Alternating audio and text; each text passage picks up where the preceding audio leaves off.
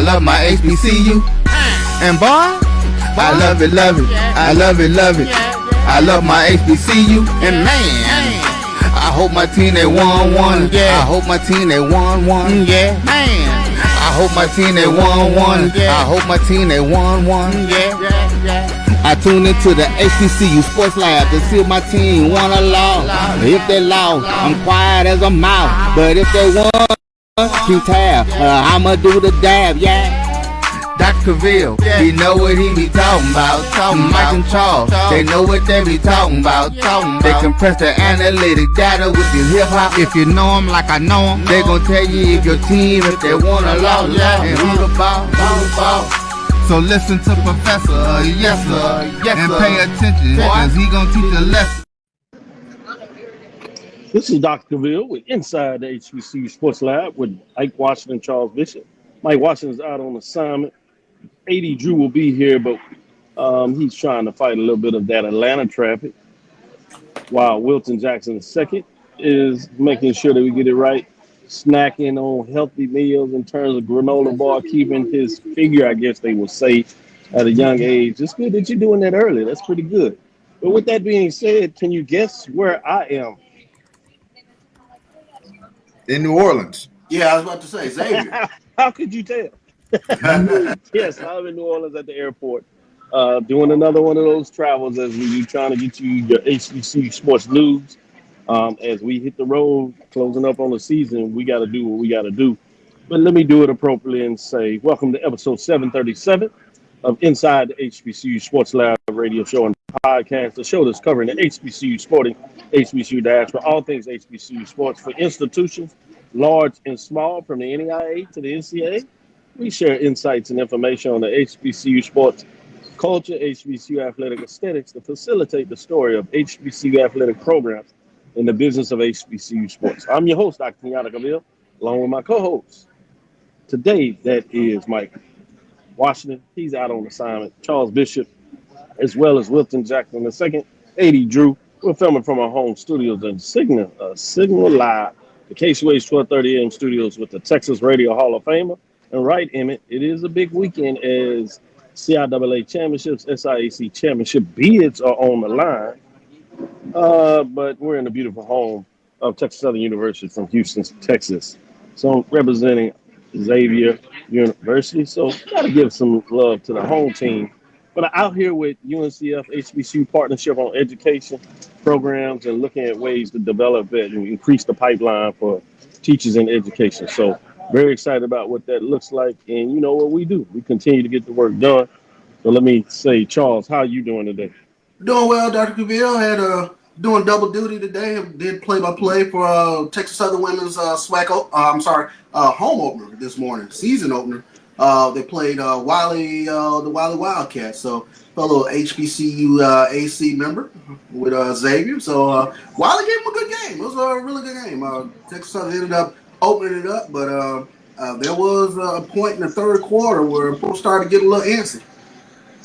Well, you know, they were members of the Red River Athletic Conference, as you said, but Wiley has moved over to the HBCUAC, and Xavier has moved into the Red River Athletic Conference. Oh, wow, when they moved back, they moved to, the Southern Conference or whatever. I don't know. Xavier's moving all the time, so we don't know quite where they are, so I'm still trying to figure it out as well. But regardless, they're getting it done. Wilton, how are you doing today? I'm doing good, Doc. Another weekend of good college football. Like I said, this is the month of November. This is the separation period. We're going to see the good teams become great teams, and the good teams that thought they were great, they're going to start basketball season, as Charles would like to say. And, if you ain't starting basketball, maybe you're still playing some volleyball or some soccer or something like that. So, it's going to be a good weekend of games. Yeah, I wonder if Charles, to your point, Charles snuck in a little bit of the basketball comments to make sure that folks that are moving towards basketball season fast in a hurry, he made sure they understood that that's what he believed. I made sure the OT strike zone knew that they were in basketball season. So, yeah. Did Jackson end their season officially in terms of pivoting to basketball? Yeah, it doesn't happen until December. Wow. That's big time. With that said, let's go ahead and get some of the news of the day. Let's go back to you, Charles. What news do you want to get out there to the public for HBCU this week? Sure thing. The Southwestern Athletic Conference has tabbed Jackson State's Ahmad Miller, Bethune-Cookman's Antoine Watts and Javon Ross, Alabama State's Denzel Johnson, and Grambling State's Delano Franklin, as well as Alcorn State's Jalen Tolbert for SWAC Football Weekly Honors. Let's take a look at the offensive player of the week. Ahmad Miller, he finished Jackson State's game against Florida A&M with 165 yards on 19 carries. He finished with a long run of 64 yards before finishing the drive off with a 1-yard run at the end of the first half. So, and in fact, catch a great article by our own Wilton Jackson on Anscape on Ahmad Miller this past week. Nice article, Wilton. Really good. Appreciate it. Co-defensive players of the week, Antoine Watts from Bethune-Cookman. He had a game-sealing 32-yard pick six as the Wildcats finished off an undefeated home season with a 42-34 win over Mississippi Valley State. He also added 2 breakups with a team-high 11 tackles, 9 of them being solo. Also, co-defensive player of the week was Denzel Johnson. Johnson tallied 11 tackles, 7 solo stops, a tackle for a loss, and 1 interception during Alabama State's win over Prairie. The co-specialist of the week, Javon Ross, he took the opening kickoff to the house for an 85-yard touchdown to give the Bethune-Cookman Wildcats a lead from the jump during BCU's win over Mississippi Valley. And then another co-specialist was Franklin. Franklin scored the game-winning touchdown in Grambling State's 13-10 win over Alabama A&M. His touchdown was a 64-yard punt return in the fourth quarter that served as the catalyst for victory. Grambling State's Delano Franklin.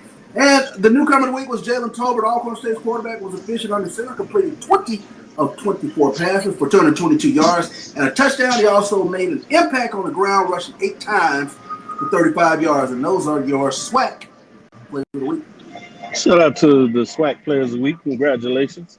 And as you're talking about article, let me give a shout out to Eduardo, that is Eddie, as we know him, Eduardo Massonet III. He had an article on Texas Southern University talking about them getting into the business of nutrition and what Coach Disman brought to Texas Southern University, for that matter, particularly to his teams, about giving them more options, moving away from Golden Corral, and even within Texas Southern University, the cafeteria, to moving past just a lot of those things that we love at times, but the fried food. And he's saying, hey, being more nutrition and him playing professionally and what it means to increase your longevity while you're in the league. We see that from Basketball LeBron, how much he took care of his body.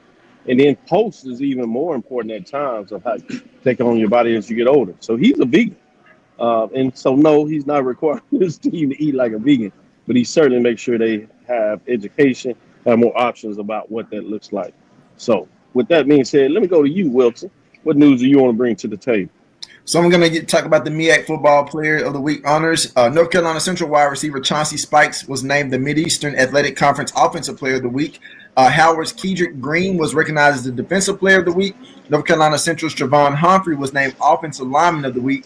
And Morgan State's Raymond Moore III was the rookie. Howard's Liam Allen IV was the Specialist of the Week. Spikes caught 9 passes for a career-high 208 yards and 3 touchdowns in the Eagles' 35-14 win versus Howard.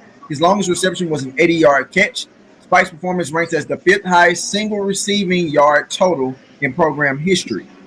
Green recorded a game-high 12 tackles, including 10 solo stops, and added an interception against North Carolina Central.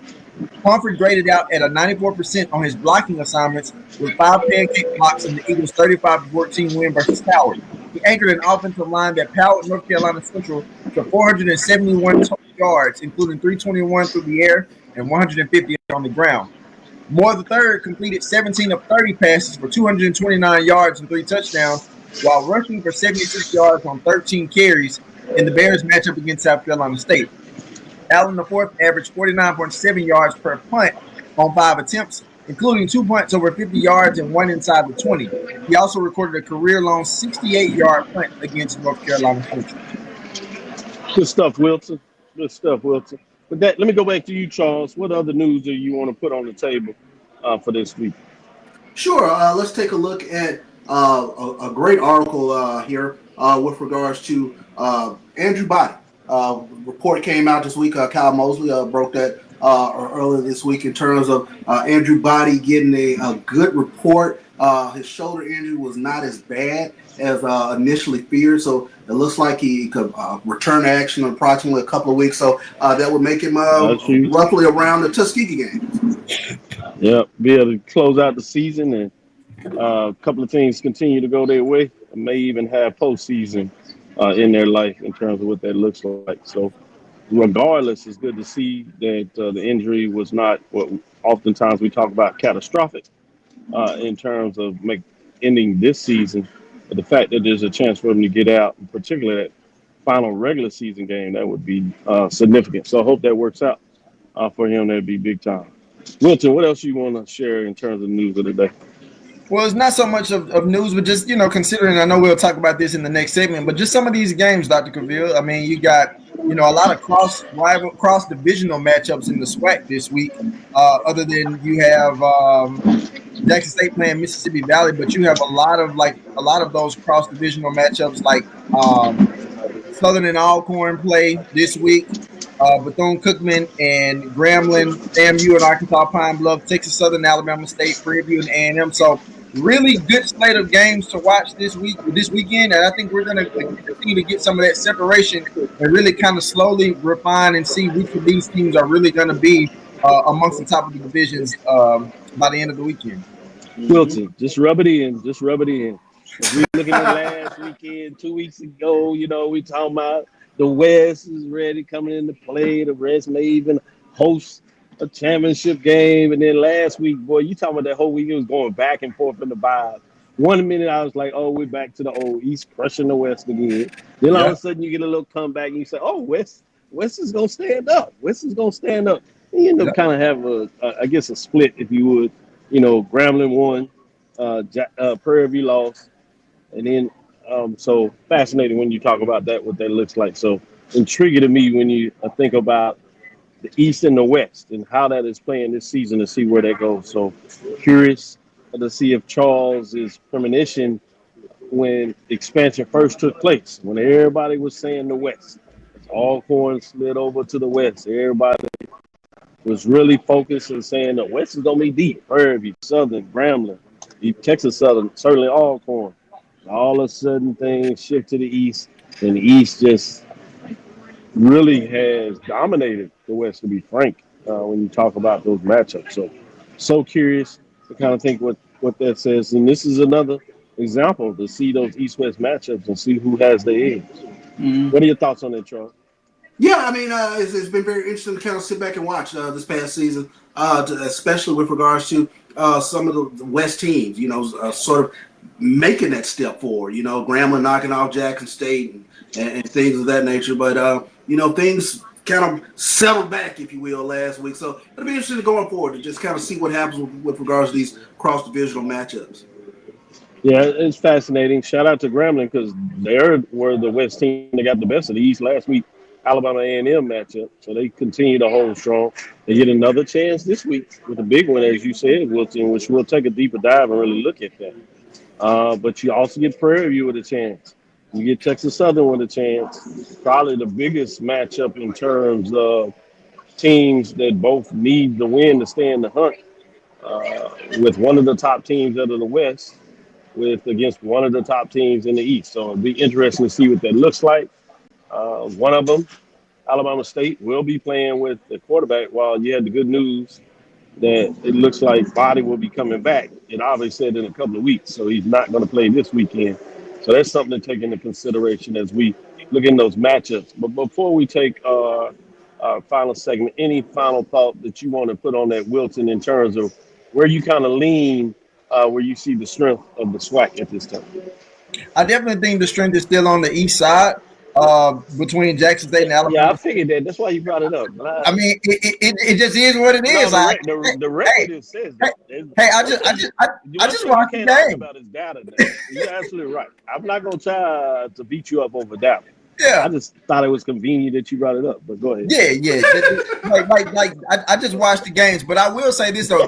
I just watched the games. Okay. If there was a team that I felt like really needed a bounce back win this week, that really shocked me this past weekend is Texas Southern. I did not have them losing to That's a good Alcorn. point. Yeah. I mean, they made Jalen Tolbert look, and no discredit to him, but they made Jalen Tolbert look really solid through the air. This is not someone who actually does a lot of putting the ball through the air.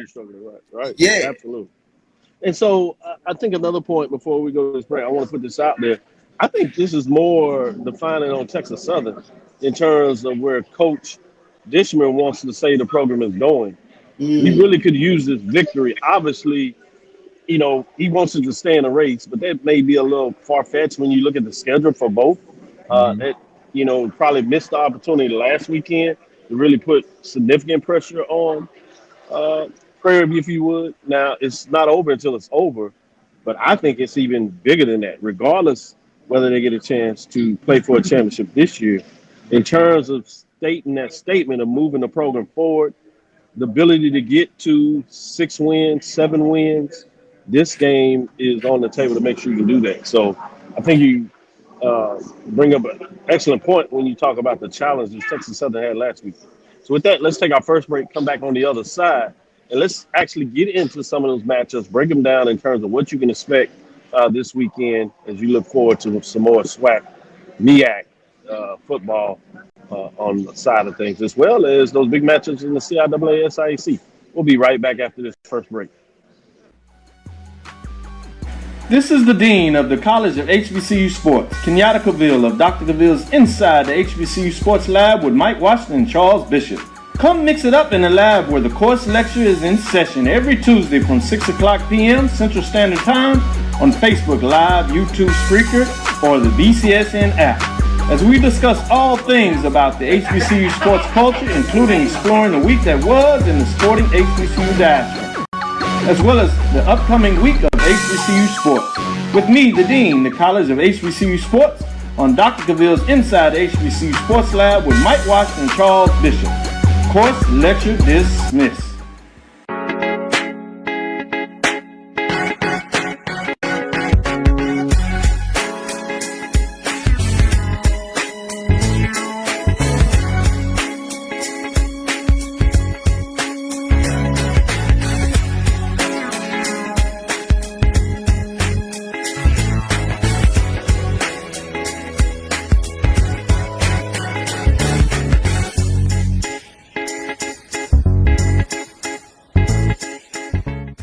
It's never too early to plant the seed, to share the tradition, and instill a sense of pride in your HBCU with your little ones. HBCU Pride and Joy Children's Boutique helps you share your school spirit with a wide selection of adorable kids apparel and accessories officially licensed from your favorite HBCU. Visit hbcupridejoy.com and follow us on all social media at HBCU Pride Joy on Facebook and Twitter. For over 30 years, HBCU Image has been more than just an apparel store. We've been a movement, a state, a legacy. We celebrate the pride, the purpose, and the culture that make historically black colleges and universities legendary.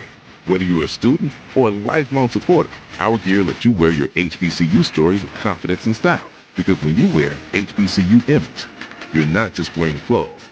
You're wearing culture. You're wearing pride.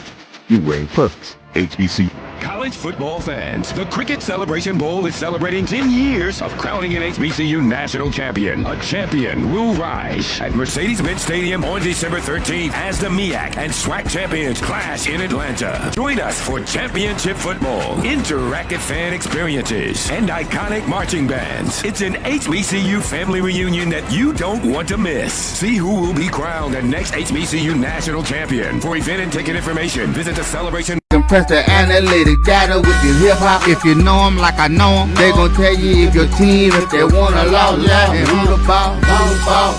So listen to Professor, yes sir, and pay attention, cause he gon' teach a lesson.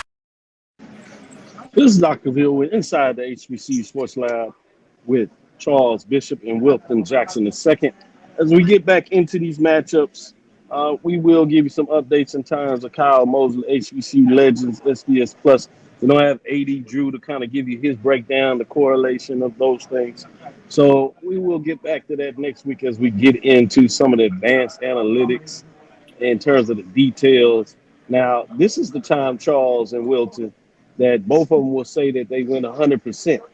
I don't have the data so they can come back and they'll be like, Cavil, why you didn't do the updates? Well, you didn't send them on time for the show. And they'll be coming up and talking about, yeah, mine was excellent. It went 10, I hit 10 for 10, 11 for 11, 12 for 12. Oh, there go AD Drew. So he can't sneak in there and say he ain't got it now. We'll see what that means because Mosley didn't send his on time. So we're going to have to go with the A team in terms of Drew's metrics. So I know he's excited to be able to do that. But we talked a little bit about this matchup, so it's good that it's the first one on the path.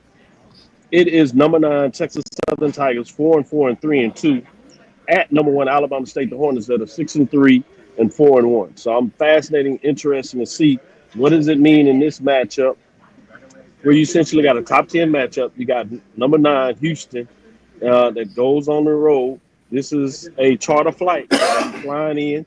So you got a couple of players that hadn't flown before, but they are taking care of them, getting them in the air. So that's going to be fascinating in terms of this matchup. You get the backup quarterback that has gotten snaps all weekend long for Alabama State. So I'm interested to see what you think. I'm going to go with you, Charles, first in terms of this matchup, as you had a little more time to dig and get into the numbers in terms of your analysis versus what we did on Sunday. What are you thinking now that you got a full statement on body and the thoughts that Alabama State at quarterback that's going to start has had all week to practice? Well, I think it's very interesting, especially with regards to Tayshaun Smoot, because you talk to some people around the Alabama State program, and they'll tell you back in the summer that he and Body were running neck and neck, and Body, who had the experience, they decided to go with Body in terms of what he was able to do, and we saw Andrew Body take off this season, but Smoot pushed him all through the beginning of practice. So it'll be very interesting to see can Alabama State, one, get the passing game up and going, but I think the thing that you look at with this game is Texas Southern and their defense. They're the third-ranked defense, score defense in the SWAC, and they have some of the best linebackers in the conference. Can those linebackers get to Smoot, get him off rhythm, get him off target, things of that nature? And if they are able to kind of pin their ears back and start coming after Alabama State's quarterback, it's going to be very interesting because Texas Southern can run the football with Ethan Renfro. I will take Alabama State at home, but not by that much. I can see this coming down to a last-second quarter.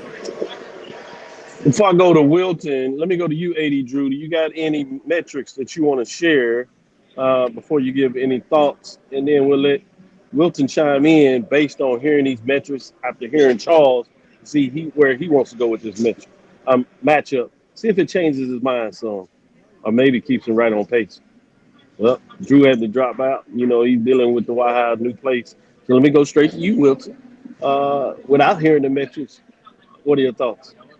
And, Charles kind of mentioned Tayshaun Smoot for Alabama State, obviously, because he'll be the quarterback playing in this game. But here's the thing that still excites me about Alabama State going up against Texas Southern is the fact that, they have a true rushing attack. And Jamari Holtzclaw, Marcus Harris II, Jabari Cooley-Kendall, these three guys can move the ball down the field, can run through the trenches, can get along the edges and make plays. So if you are someone like Tayshaun Smoot, you're actually hoping that the trio of those running backs make your life a lot easier. And I have a good feeling that Coach Robinson is going to make it in such a way that those running backs make life easier for Tayshaun Smoot when he gets under center on Saturday. With this game being at Alabama State, knowing that this is a Hornets team that's still trying to find its way in playing for a SWAC championship, I definitely expect them to come out with a sense of true motivation and get this win against Texas Southern, because I feel like Texas Southern, to Charles' point, they do have talented linebackers that can make plays, and I expect them to make some plays. But I think that if Alabama State is able to get the running game going early to kind of help offset some of the things that Tayshaun Smoot would have to do, I think it bodes well for Alabama State. Yeah, let's move to the next matchup. Number 2 Jackson State Tigers move back closer to the number 1 position they were at. Jackson State Tigers 6-2, 4-1 at Mississippi Valley State. Delta Devils 1-7, 0-4. I'm not sure that anybody's really concerned on this matchup. Charles will probably try to find a way to have me concerned with Valley. But in all seriousness, Valley still plays hard, and they have the chance to get some upsets. I just don't see the matchup working here, just because some teams I can see why they would play down the Valley. Jackson State, it's a little hard for them to do that. Valley's going to play with them. But just over the course of a game, it's hard. I wonder if this is a game that would be better played if you looked at playing it early in the year, maybe as a Labor Day Classic. You know, where you can drive some interest of the fact that it's everybody's first game in that interest. For Valley, I just think playing this game later in the season is just tough because they have that attrition factor. So even when they start out so well, so hard, it's interesting. Yeah, I believe in a lot of ways this probably is a blowout. But go from that perspective, if you would, if I can entice you, Charles. What are your thoughts of playing this game early in the season, even maybe to start things off in Labor Day Class? I think it's intriguing. I think one of the things that you kind of look at is from a head coach. I mean, I know they do it with Texas Southern and Prairie, but I'm not sure that they want to start the season off with a swag game. You know, that early. You know, being Labor Day. So I think that's one of the concerns. I don't think Mississippi Valley cares. I mean, they play tough matchups in non-conference. They play some of the toughest non-conference matchups you can play. So I don't think it matters to them. Now, Jackson State, I can see they have it. But if you move it to Jackson, the over things off Labor Day Classic, maybe the financial benefits are there. That's intriguing. I don't want to mess around with Valley like that because they play Jackson State so hard. Man, you all with the Southern and Valley, you all provide much more stock than anybody ever could provide. I'm going to even skip over Wilton. I don't want to hear it because he says the same thing. I'll come back to the next matchup. AD Drew, what are your thoughts in terms of moving this Labor Day Class? Can I at least sell you? You can, Dr. Cavil, and I'm going to give you one reason why you can sell me on that. I understand Charles's concerns, and Wilton probably has the same concerns. That's why it'd be good because at least people would be like. But let me take care of that concern, though. With FCS now being allowed to play week 0, the teams can actually get a game in before the Labor Day Classic so they can tweak everything that they need to. And I know this is probably more important for Jackson State to get their game in versus Valley. Right. Then Valley to get their game in. Does that work for you, Charles? Maybe. I know not to play with the Delta Devils like that if you're a Jackson State fan. Literally, don't play with the Devils. You ever dance with the Devils in the dark of the moonlight, Charles? Oh, my goodness. Let's go to this next one before we have our second break. Man, y'all take all the fun out of this show. With that, let's go at this next matchup. You have number 5 Prairie A&M Panthers at 6-3, 4-1. They're taking flights as well. They go to Huntsville, Alabama. Alabama A&M, the Bulldogs, come in with a record of 4-5, 1-4. They would love to be able to back up the strength of the Eastern Division, you know, get to the 500 mark on the season, which would be important to them. But they are down to their backup quarterbacks. We got the news by Quad Brown, obviously had that. What we saw was a challenge in where we learned officially this week that he is out for the season against that game against Jackson State. So that's a tough one. When they started at least playing really well on offense, known they struggled on defense. Now it looks like they're struggling on both. Go ahead, Wilton, since I took the mic away from you last time because you don't play well. So you get a chance to start it off now. Well, you know, if Mike was on the show today, he would say, you know, Wilson's a teacher's pet. So I guess today I ain't the teacher's pet. Hey, it's all good. It's all good. But no, with this keep bringing that vodka and apple juice. You know the apple? Oh, yeah. I got you. But so when I think about this game between Prairie and A&M, this is a Prairie team that's definitely going to be hungry to bounce back after their loss to Alabama State. But I will say this, for them to win this game, Cameron Peters cannot be throwing the ball into coverage. Now, granted, those 4 interceptions, 2 of them were tip passes, so I'll let those 2 kind of slide. But some of the passes he made, I'm thinking to myself, like, you cannot throw that into double coverage like that. And then more than anything, sticking to what really, really helps Prairie win games, right? So we know that starts with your running backs like your Chase Bingman. And if you're going to pass the ball, be smart in the decision-making. And, of course, going after your key playmaker in Josiah Rockwell. But this game is going to come down to offensive efficiency for Prairie and them being consistent, but then also making sure that their defense, which we know that has been good pretty much all season, pretty much slowing down a Bulldogs offense, which should already be slowed down in a bit because, to your point, Dr. Cavil, they'll be on their second backup quarterback. Mr. Charles. Yeah, I agree with Wilton wholeheartedly. I mean, I think you take a look at Alabama A&M, they're playing with the third starter, if you will, at quarterback. It's going to be pretty difficult against the conference's number one defense. I think Prairie View gets that running game up and going with Chase Beeman and Lamaje McDowell. Then they can start play action, and you get Josiah Rockwell running deep. And I think that'll be what you'll see in this game with regards to Prairie View. They go on the road and get the W. Good stuff, AD Drew. Take us home. Looks like the state of Alabama is allergic to starting quarterback because the starting quarterbacks can't stay healthy. So I'm going with the Panthers in this one. Yeah, good points, and I think you're straight. Let me give Cedric Walker some love. He cracked me up. That will not work, Dr. Cavil. Our fans would be livid. Well, I guess that ends the conversation. We tried. I don't want to make any fans livid. Jackson has been good to me. I've always said that. Fans as well. So not my place to make them livid. Just throwing something out there because, you can help your brother down the street, but y'all no, we like beating them up just fine. We'll wait another 20 years. Let them get it right. Boy, I tell you, that's cold-blooded. Let's take our next break, come back on the side and talk about a couple of more matches with these guys where they don't have to worry about putting Jackson State out there with the schedule, playing AD in this segment. All right, let's take our next break. You're looking for the latest information on Southern University sports, the Southwestern Athletic Conference, and HBCU athletics. There's only one place to go. Tune in to the Carlos Brown Show, exclusively on the Black College Sports Network. Planning an event? From weddings to corporate functions, CMJ Events LLC brings over 15 years of experience to make your vision a reality.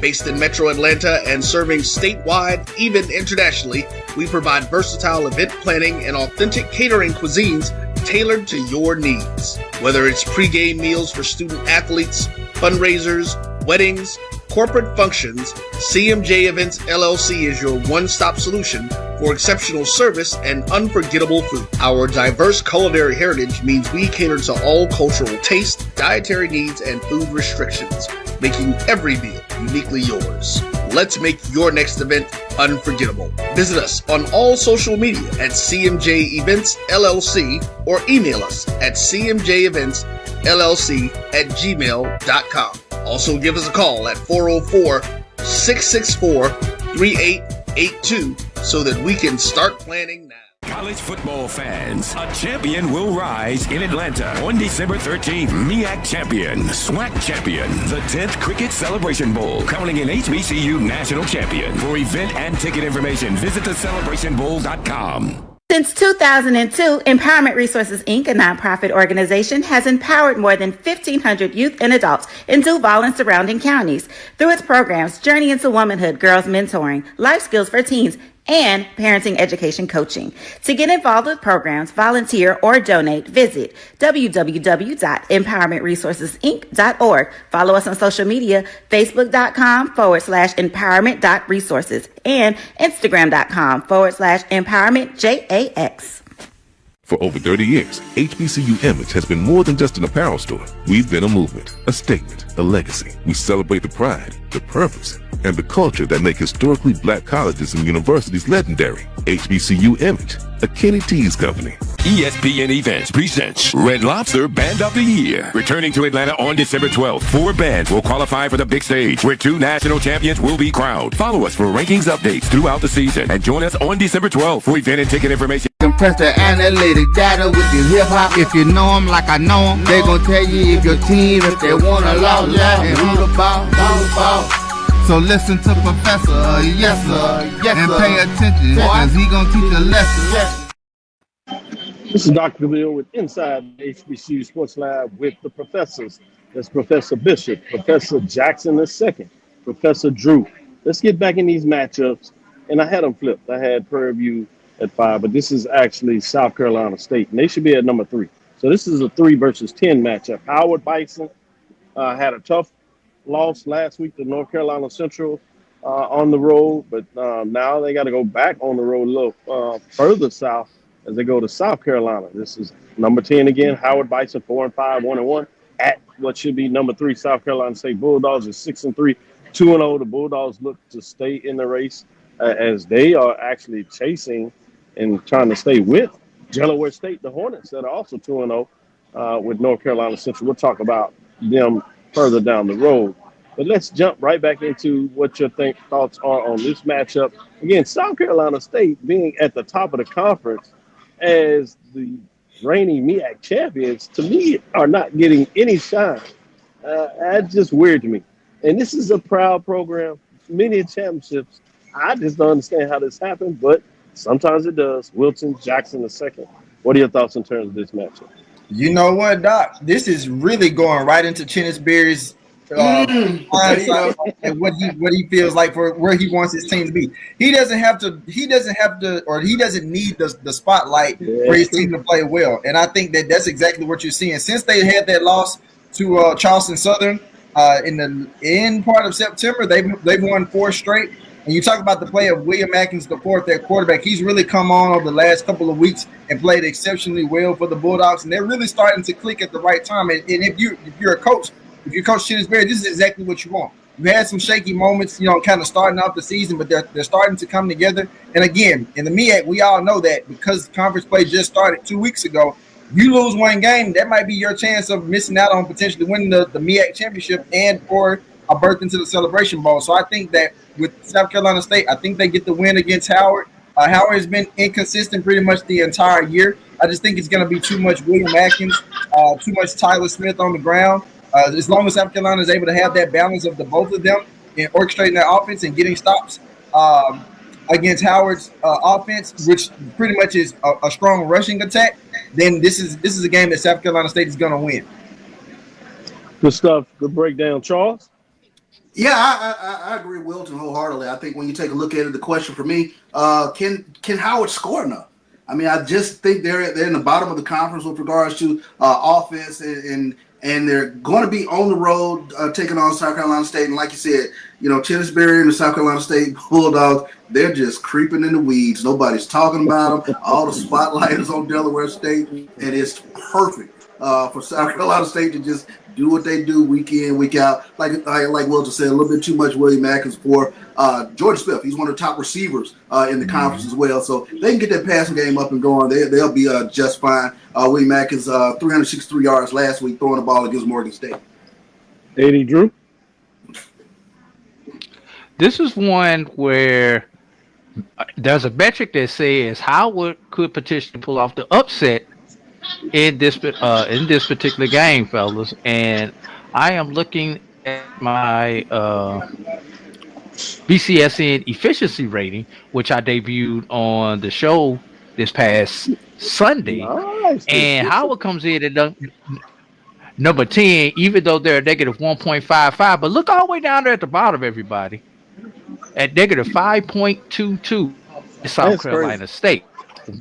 What this metric measures, fellas, is how efficient your offense and your defense are in respect to the yardage that they gain. Make it real simple. Every 100 yards that your offense goes, you should get 7 points. Every 100 yards that the opponent's offense goes against your defense, they should get 7 points. Well, when we look at Howard, they're 1.5 points behind where they should be. But look at South Carolina State. That means they are not as efficient as they should be, which means when they are getting it, it's because of big plays and turnovers that's allowing South Carolina State to stay in. So just a metric out there to say there could be an upset, and here's a number that's telling you why that upset will occur. It's interesting. I do want to ask you this in terms of that metric as we get back into it. Is that all game? Yes, that does. Okay. FBS and Division II games. That's all game.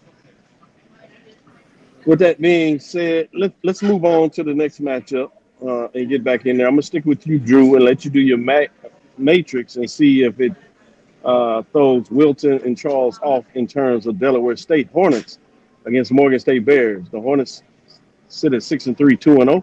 The Morgan State Bears at 3-6, 0-2. Coming into this, you think it'll be all Hornets over the Bears. The Bears are kind of challenging the way you look at it. They played several close games, but they can't get any victories. And Delaware State probably just has too much offense for Morgan State, even though they play pretty good defense. But Morgan State really has a problem with offense, much like Howard. Drew, go ahead. Take it away. Well, I'm going to keep it real simple and let the other guys give you the analysis portion of it. To the metric. And when we look at the metric, Delaware State 5.68 to the good, Morgan State 2.47 to the better. That means Delaware State is 8 points more efficient if they do their normal output than Morgan State. What this says is Morgan State by 2 scores. Wilton?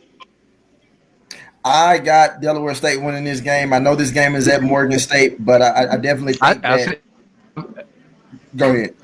I meant to say Delaware State. I did not mean Morgan State. I meant to say Delaware State. I was like, this is going to be one time where Drew is going to be totally wrong with this metric if that was the case in what you were saying. But I definitely I said the wrong school.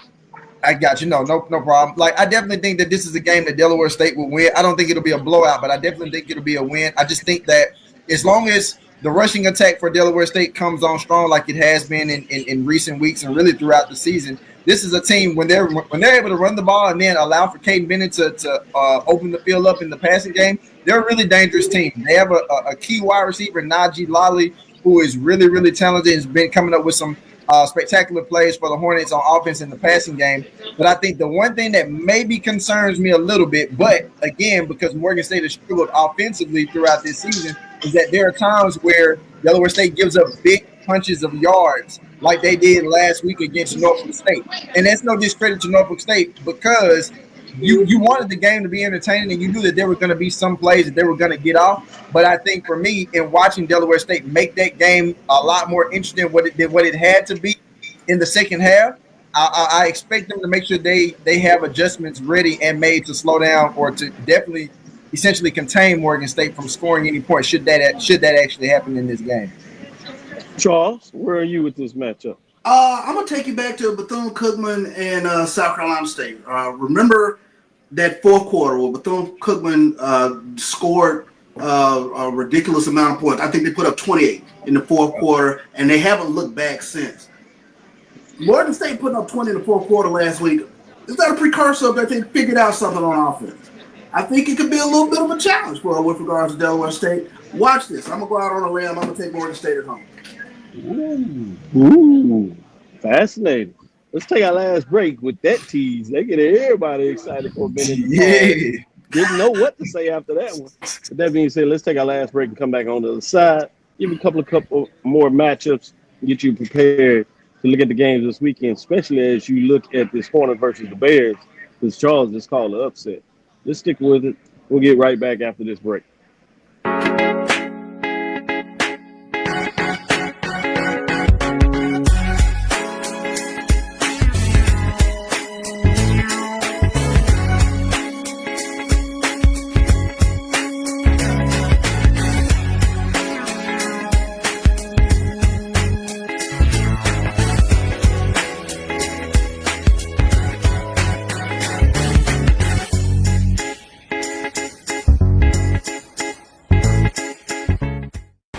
Football fans, the Cricket Celebration Bowl is celebrating 10 years of crowning an HBCU national champion. A champion will rise at Mercedes-Benz Stadium on December 13th as the MEAC and SWAC champions clash in Atlanta. Join us for championship football, interactive fan experiences, and iconic marching bands. It's an HBCU family reunion that you don't want to miss. See who will be crowned the next HBCU national champion. For event and ticket information, visit thecelebrationbowl.com.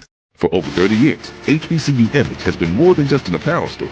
We've been a movement, a state, a legacy. We celebrate the pride, the purpose, and the culture that make historically black colleges and universities legendary.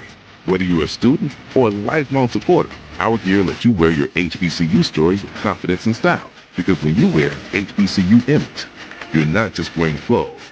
You're wearing culture. You're wearing pride.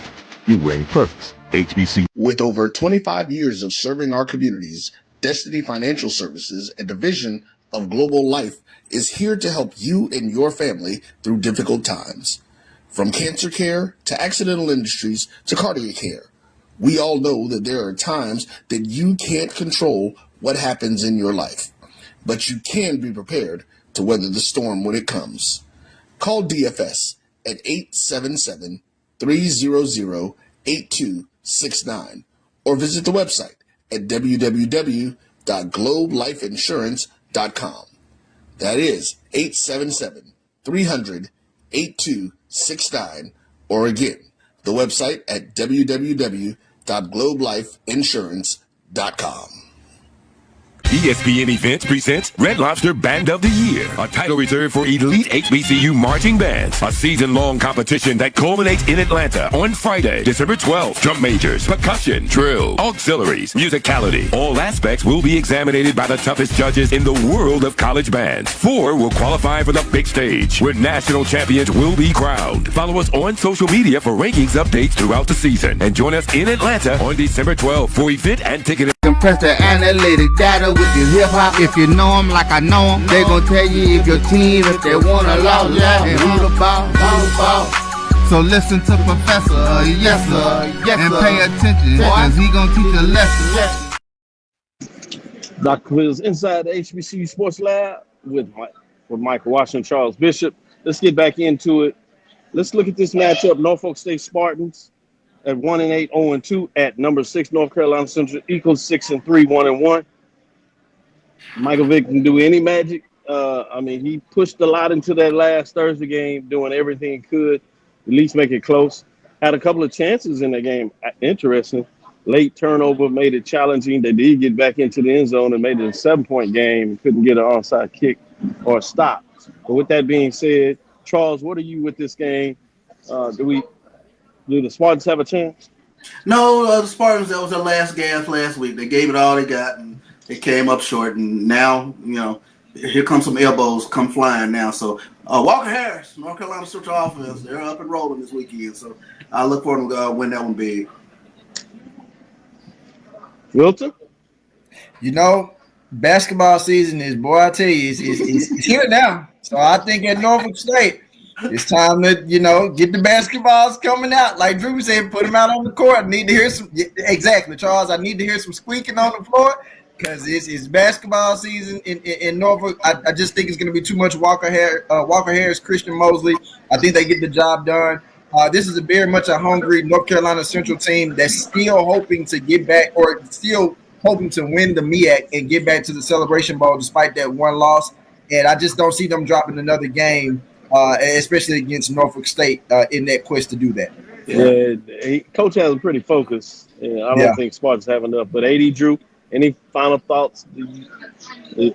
Is there a chance?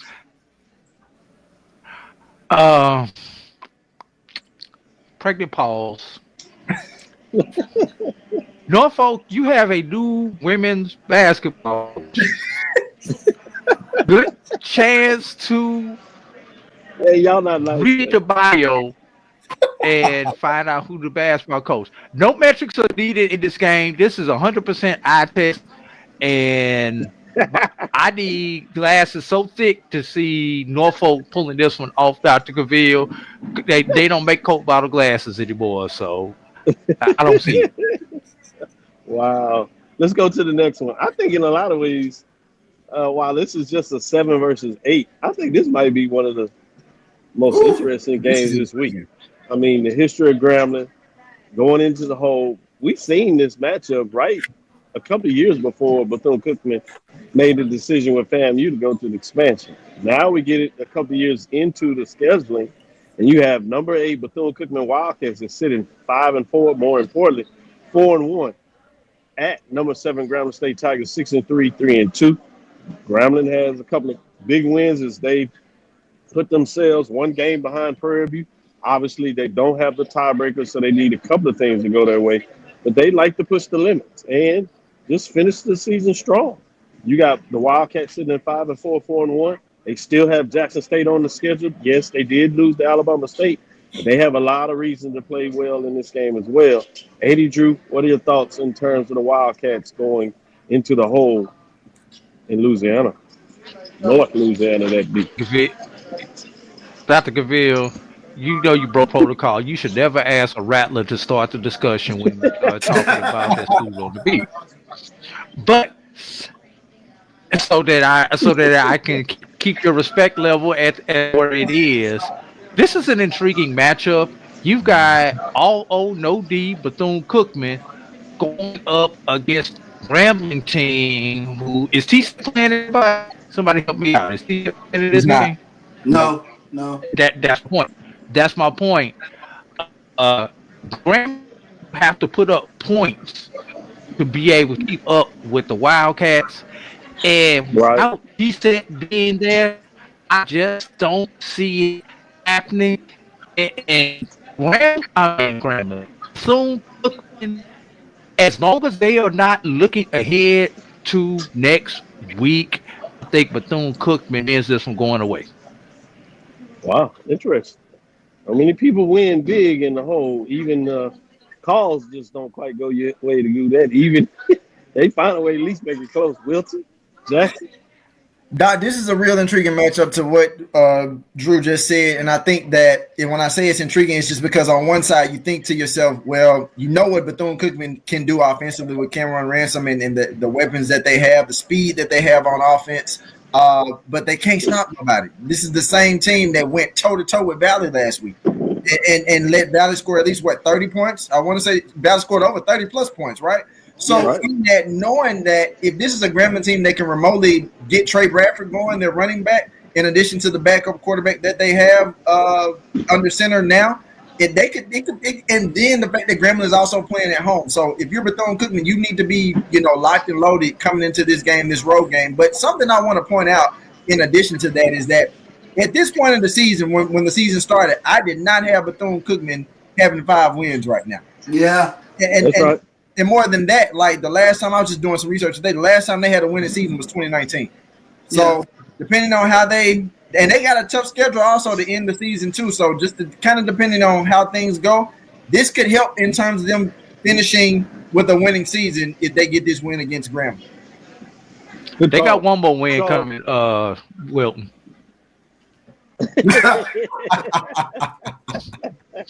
Wow. Y'all read between them lines, but you don't have to say it more. You said it. Charles, where are you in this matchup before we get too far ahead of ourselves? Yeah, I mean, I think the big issue here with Grambling is you're just asking the offense to do, or you're asking the defense, I should say, to do a lot of heavy lifting. And at some point, I think that's going to wear them down. I think dam is going to break. Yeah, I mean, the good thing about Grambling's defense, I mean, they get after the quarterback. So, they're going to get some opportunities to really come after Bethune-Cookman's quarterback. So I think that's the thing that I'm really paying attention to. They got 25 sacks coming into the game. So can they get after Cameron Ransom and create some turnovers, create some short field opportunities? But I think 20-20 is just going to be too hard for Grambling to get the W in this game. Well, that'll do it for our top matchups, but we do have a couple of left out there. One of them is a rivalry matchup. We hadn't seen the rivalry at this level for both schools, so from that perspective, it's odd. Southern Jaguars 1-8, 0-5, and Alcorn State Braves 3-6, 2-3. Notice really doesn't do anything for the race. Obviously, Braves have won 2 straight. They love to get the licks in on Southern like everybody else. Southern would love for Fred to come back and get a win against his former team. So from that perspective, there are some storylines in this. But Wilton, where are you in terms of this match? I got Alcorn winning this game, man. And like I said, I don't want to get too high in what I saw on tape from Jalen Tolbert last week. But, I mean, what I saw was that although he can run the ball, he can actually really throw the ball consistently. I mean, that's what we saw against Texas Southern. So if he can do that against Southern, I think they have a strong chance in winning this game because we know that the rushing attack is going to be there. We know that defensively, Alcorn is going to make plays to get stops against Southern. So it's really going to come down to can they have more balance, like the balance that they had against Texas Southern? And if that's the case, and this game is also at Alcorn on the reservation, I got Alcorn getting a fourth win. I hate to see Fred McNair lose to his former team, but it's definitely gonna happen. He said definitely gonna happen. Drew, is it definitely gonna happen? It definitely will not happen. And it's something every one of those guys down there on the bayou know the significance of this game.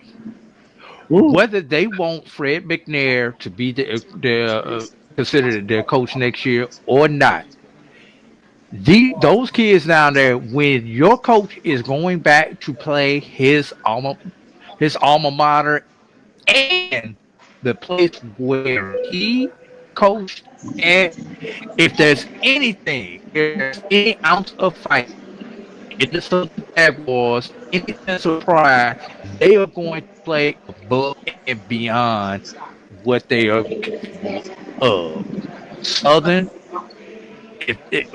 Southern can actually run the ball.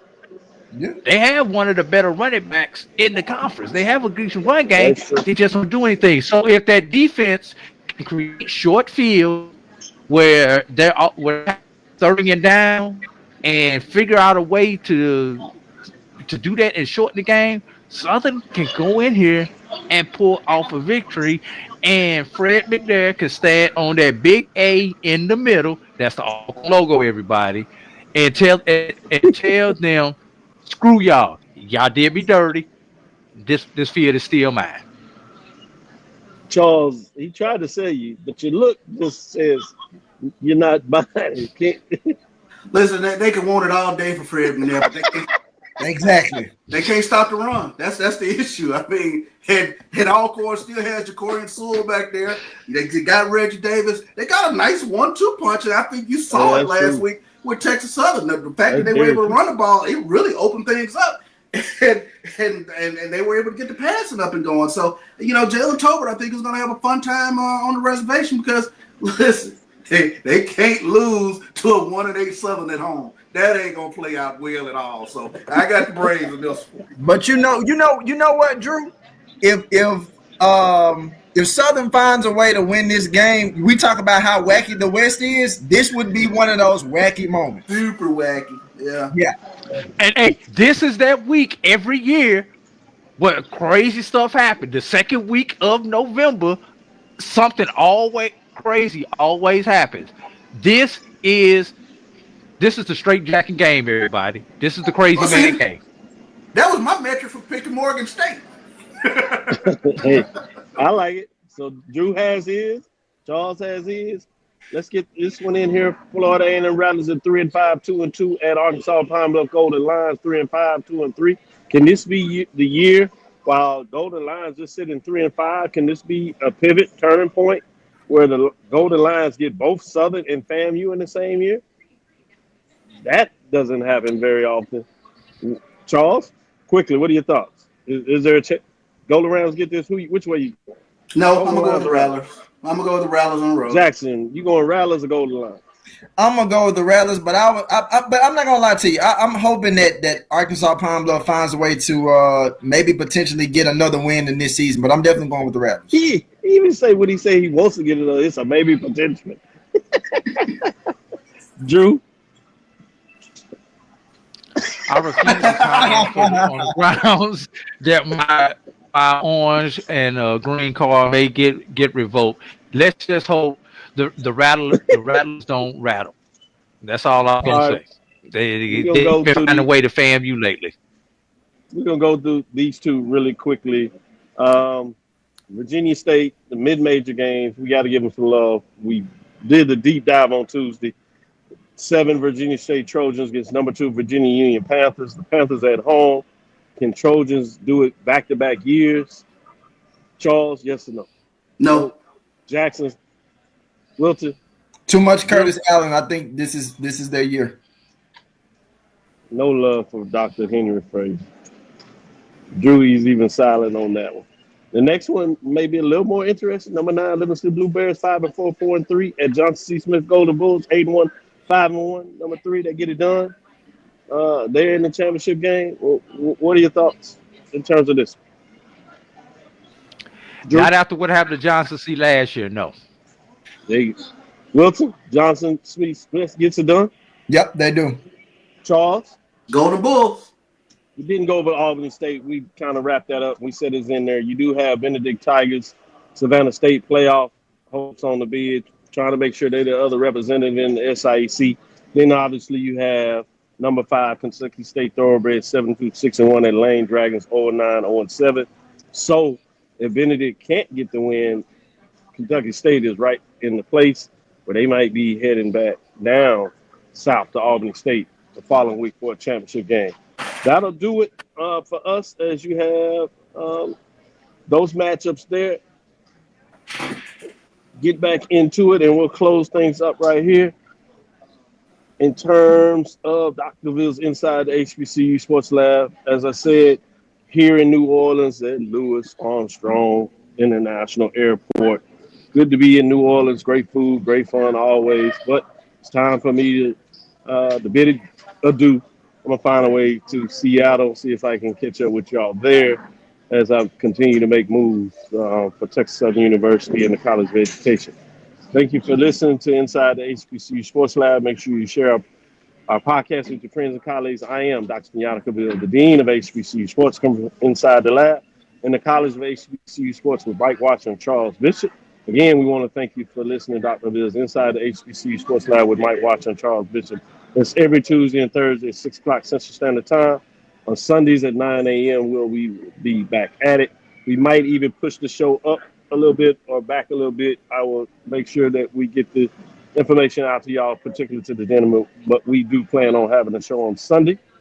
Follow me, Dr. Kenyatta Cavil, on Threads, Facebook, and Instagram. That's DrKenyattaCavil, Inside the HBCU Sports Lab 1 on Facebook, Inside the HBCU Sports Lab on YouTube. Obviously, thank you for Wilton Jackson II, AD Drew. Dream big, continue to move forward. We will talk with you soon. Charles. Force. Wilton. Lecture. Drew. Dismissed.